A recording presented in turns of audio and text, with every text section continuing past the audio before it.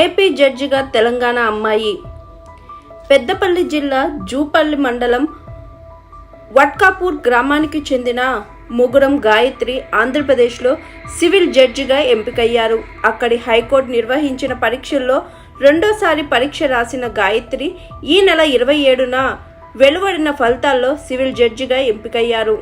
వట్కాపూర్ గ్రామానికి చెందిన మొగరం మొండయ్య లక్ష్మి దంపతులకు 2 కుమారులు, 1 కూతురు ఉన్నారు.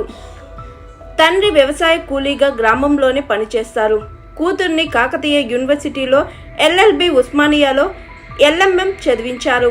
ఏపీ హైకోర్టు నిర్వహించిన సివిల్ జడ్జ్ పోటీ పరీక్షలకు తొలిసారి హాజరైన గాయత్రి అప్పుడు విజయం సాధించలేకపోయారు. పట్టుదలతో చదివిన ఆమె రెండోసారి పరీక్షలు రాసి తన లక్ష్యం సాధించారు. కాగా మొండయ్య 2 కుమారులు ప్రైవేట్ ఉద్యోగాలు చేస్తున్నారు.